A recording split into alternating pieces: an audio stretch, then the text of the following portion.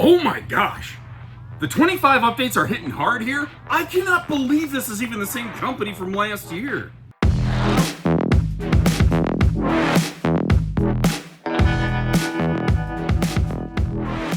Hey everybody, Josh the RV Nerd with Bish's RV. Down here looking at something today, I had to kind of see to believe. If you would have told me last year, this is what Salem and Wildwood were gonna look like now, I'd have told you, go home, you're drunk. I cannot believe the Kardashian level facelift that they've applied to this entire family. So take a look at the new face of Salem and Wildwood, and you're gonna see this all the way through their entire family. It's hard to even remember that this is a stick and tin quote camper because of the massive level of updates that they've applied to this. I don't even know where to begin. So first of all, we're looking at one this year in the Platinum package, which is fiberglass plus their 200-watt solar package. You can get the solar separately. The underbelly's enclosed and forced air heated. And this isn't one of the View models, but they have applied a bunch of the View concepts by giving you enhanced campsite windows this year. And this thing has really awesome cross breeze capability. But they've rethought their furniture design a little bit this year. Evidently, this is something that they were kind of toying with for about 2 years and finally pulled the trigger on, where they still have a little bit of the Versa Lounge sofa sleeper seating situation, but they've kind of created what they're now calling the Versa Flex kind of dining desk, dine-esque arrangement. Where it can be a little bit of anything you want. It's very similar to what you might have seen in some of like my Brinkley videos, you know.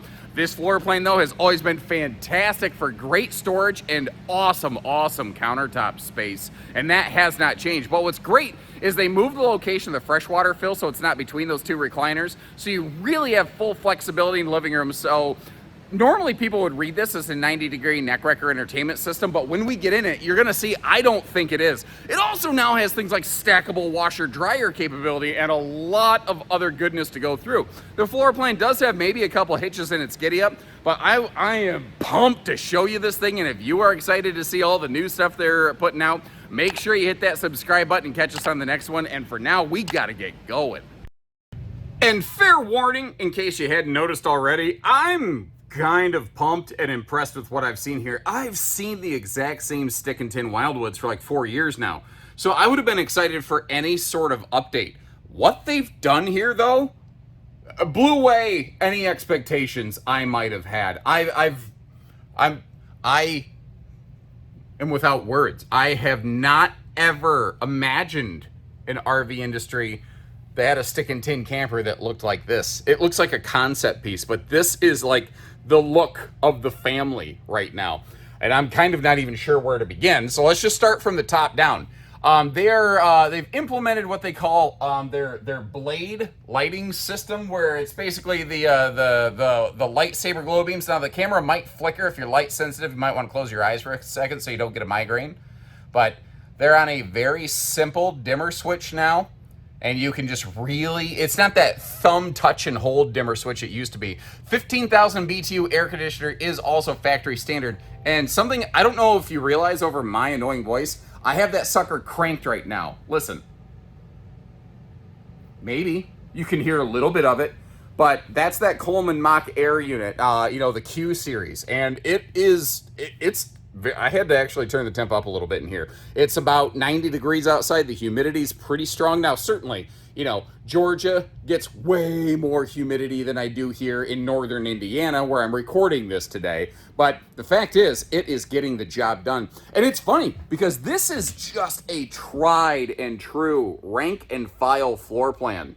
But it feels drastically updated and fresh to me compared to what it was before. Now, they had this big picture window overlook over here previously with the two floating chairs, but they used to have their fresh water fill stuck right between them, and they got rid of that. And what I thought about is it is now really easy. If you want to move those chairs around, you have more flexibility on how you want to position them. The other thing is, if you don't want those chairs there, we have a handy set of power outlets right here.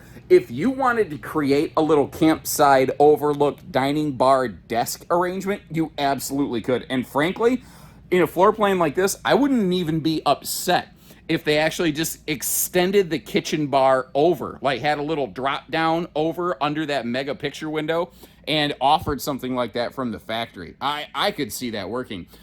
This is also a 6'9" tall camper. They were a little bit taller, so they had a little bit taller overhead cabinets. They made a slight sacrifice here, but not actually necessarily any worse than a lot of other brands. Because they're 6'9", floor to ceiling, they had taller overheads. Well, they shrunk their overheads upward a little bit to be more industry standard size, and they were able to give us more campsite window coverage. Turns out they realized after all these years of people asking for campsite windows, it's kind of a big deal. But the thing is, I forget when I'm going through this, it is a stick and tin camper. And one of the benefits of that, even though it says fiberglass, we're going to call it stick and fiberglass anyway, you can put power outlets in the walls exactly where you want them. So the prep space and kitchen function of this is fantastic. And look at this beauty. We are going to get back to that in just a second. I want to back up real quick here. And a couple years ago, Wildwood kind of made an impact with a lot of people with their Versa Lounge furniture. Well, they're kind of calling this Versa Lounge 2.0, where they've maintained the lounge portion, but in your full Salem and full Wildwoods with the floor flush carpetless slides like we're looking at right here. That's that marine woven stuff. They changed this around to a little bit of a sliding, gliding, multifunctional dine-esque. And I want to offer a quick little housekeeping note. I'm in one of the early versions of this. Just as a placeholder, they put these little stools here. Those will not be the final seat. They've got little saddleback chairs, basically, that are going to be included with this. They just hadn't made it in yet. So, oh, Jesus, I just chipped over the recliner. So I guess be careful. You might inadvertently do the Dick Van Dyke Show backwards and go backside over tea kettle in this sucker, which is not something anybody wants. Anyway, so the loungy portion of this has not changed. What has changed is the whole way the dining arrangement works. And you know what? Let me give you a quick sample of that here. What you may not realize, it still functions as a dining arrangement, but it can do a lot of different things. So the backside of the Versa Lounge is still acting like half of the dining area potentially. But this table can slide and glide. And look at under that like side stand over there. You're going to find that they implement so many little arch radius features. Like look at your slide sidewalls over here, that little indirect lighting. They've added a lot of I think shape and character to an otherwise boxy RV industry. Now if you're looking at this, let's acknowledge the fact that they got rid of the slide side windows. But what happened last year is they had windows that didn't open, and then they had windows that opened. Well, the windows that didn't open, yeah, it gave you light, and that's cool. But they've given you the lighting to try to compensate for that. But by getting rid of the windows, they've eliminated massive heat cooling points. They've eliminated potential leak points, And if you're like, yeah, but what about cross breeze? Look at those two giant windows. And then look at these two giant windows over on the other side that all slide open for maximum airflow. I think this RV actually has some of the best airflow you're going to encounter. And there's still more functions of this whole lounge arrangement we haven't seen yet. But with the way when you slide that table open, because did you notice the table suddenly magically delicious got longer? The table extends over that sliding support to create an extra seat off the side if you want. Or you can totally get it out of the way. If you want, you could just slide it all the way over there, and that looks an awful lot like a desk space to me. Now, what I'm not seeing, okay, right over here to the left side, you have a power outlet. Yeah, so you got to dangle a cord a little bit, but again, if you want to use it like a little bit of a desk space, you actually have room for like a multi-monitor setup if you're so inclined. Now, overall, the kitchen hasn't actually changed, although it looks so drastically different, and I think good. But I will tell you, I'm not a let's just say that I'm never going to work for Martha Stewart's designers, okay? But this thing right here, you know what the guy from Wildwood said? He goes, microwaves are ugly. Yeah, I get it. We got to have one, but we all know what a microwave is. We don't need you to see what it looks like. What if we just made it look better than an ugly microwave? And I like what they did here. So I believe this is a like powder coated aluminum with the double gas struts, little storage pocket up top, no space gone to waste.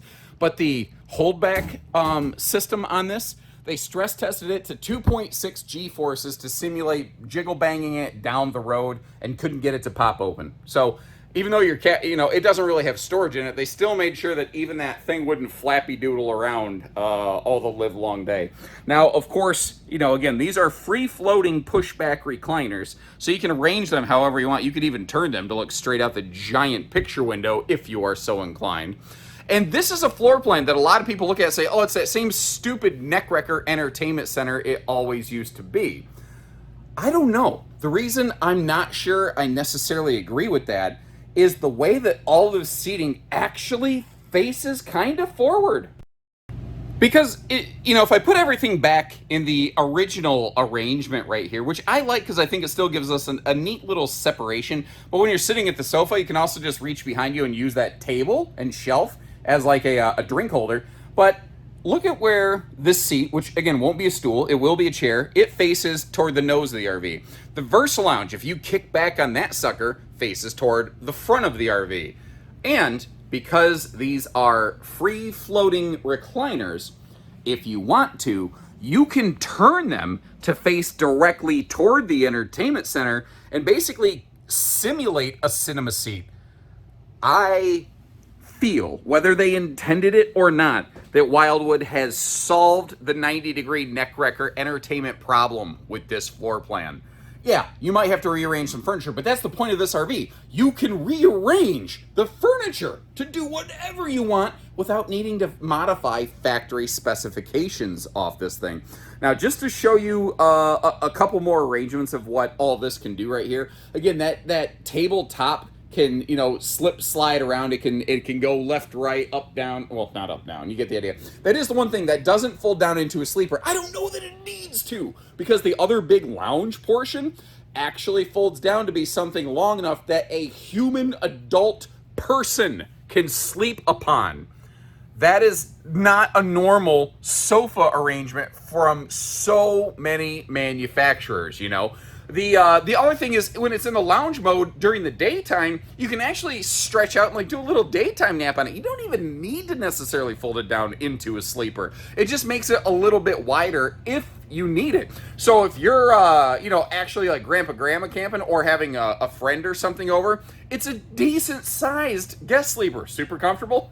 No! But you don't want them staying too long. If they want to stay too long, you give them our phone number and we'll sell them a camper of their own so they don't have to eat your food and sleep in your space and poop in your toilet. But in the kitchen, things like the built-in wastebasket, like the little things that I gripe and complain about all the time, they're nailing in here. Oh, I totally forgot. Doing something I've not seen in the towable RV industry with their cabinet doors. RV manufacturers almost always use a 5-piece cabinet door. You have a top, bottom, left, right frame, and then an insert. They went to what's called a TFL door that is just a 1-piece, and the handles are on the back side. What that means is that there's no seams where it can rattle trap apart going down the road, and every time you pull on it, you're not actually literally pulling the handle out of the door itself.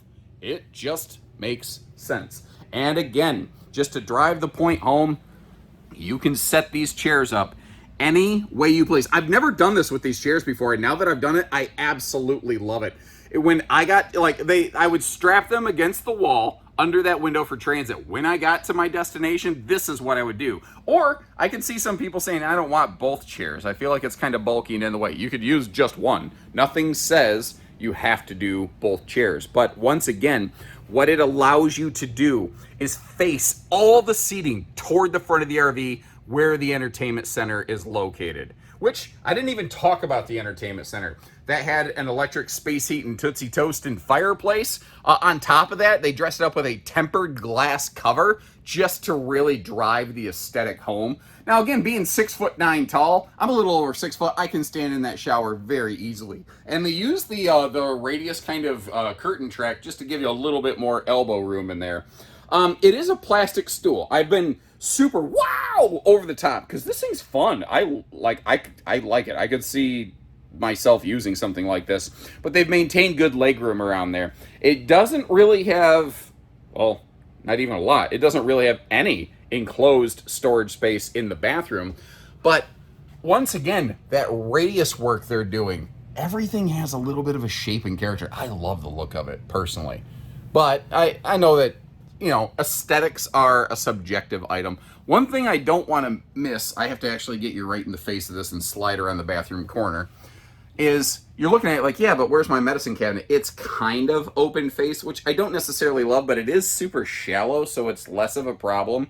But you do have these spaces over here. So those bottom areas, I would probably roll towels up burrito style and stack them in there, and a nice space for a basket, which is another thing that I gripe about in RVs all the time. I'm glad they have here. The bedroom, they have stuck with their Versatilt power incliner bed system. The thing is, this bed really dominates the room, and I don't use fisheye wide-angle lenses typically, just to kind of give you a quick look at this. The camera's going to lurch for kind of a quick second, and then we are going to flip over into fisheye wide-angle mode. Like, I have this stuff available. I just don't want to misrepresent this thing, because this is not what it really looks like. And when I look at a view like this for too long, I start to feel like almost motion sick, so I'm going to get us back out of here. This is a 66 by 78 mattress, basically an Olympic queen. And if you wanted to put a true queen in it, you could. One of the really cool things they did there, and again, I have to kind of slide around the door, is Wildwood is recognizing how many people camp with pets, and they're actually listening. So they're basically building in pet steps right here so that your four-legged furry friends, if you allow them to, can actually climb right up in bed. Or, you know, depending on what it is, maybe you need to climb in bed. Now, that does mean it is not a walk-around bed, so let's be real about that. You do have some household and USB outlets back there. Let me actually back up a little bit more, because, again, this isn't officially a view model, but the thing is, I think what's going to happen, here's a prediction that I have, Nerdstradamus reporting for service. I think that you're going to see more of the view concepts apply to more of the Salem Wildwood models, to the point that they will become synonymous with one another. Salem Wildwood, view will all mean basically the same thing over time, is what I'm estimating. Now, you're looking at this and say, yeah, but they got rid of one of the closets. You have a giant closet we're about to see in a second. What they did here is they made it open and welcoming and inviting when you walk in. You have shelves here. They're when the bed is in the down position, there's a shelf under that with household and USB outlets over there as well. You also have a big breeze window over on that side. Again, I like to share good with bad. I want to just be real. This is a nitpick, but the roller kind of interferes with the cabinet door a bit, but not enough that I think it's a problem. But that's my opinion. I encourage you to decide that for yourself, you know. The Versatilt bed, it does have storage below it. I highly want to stress, though, if you're going to flip that up into storage mode, one of the things that you need to do first is put the bed in the down sleeper position. Otherwise, you could accidentally be stressing those struts in a way that causes something to break. But you know, you have the hanging closet on the one side. You've got the power pocket headboards. The overhead cabinets have struts, which so many RVs don't, even at way higher price points. So they sit there and say, well, we couldn't do it. I don't know. Wildwood figured out how to do it, and they're more of a budget camper. That's the crazy thing about this. Like, look over here. You've got things like stackable, capable washer, dryer, prep now, or just a massive closet. You've got all the enhancements and features and like custom spice racks that they had to have custom built for themselves and all that kind of stuff in this RV. But compared to last year, they were able to do everything that we've talked about this year without increasing the price tag of this, at least at the time of this filming. Over time, that could change. I don't know. But at the time these are initially launching, they're the exact same price as the models from last year, because most of what you're looking at is literally just aesthetic design decisions. They just finally decided to spend some time, and I'm gonna guess invite some ladies in to help them make this thing look good. And with the new VersaFlex Dynesque, as I'm going to call it, I was very curious to know how the road mode of this would work out, because this floor plan has always suffered from a lack of kitchen access in road mode.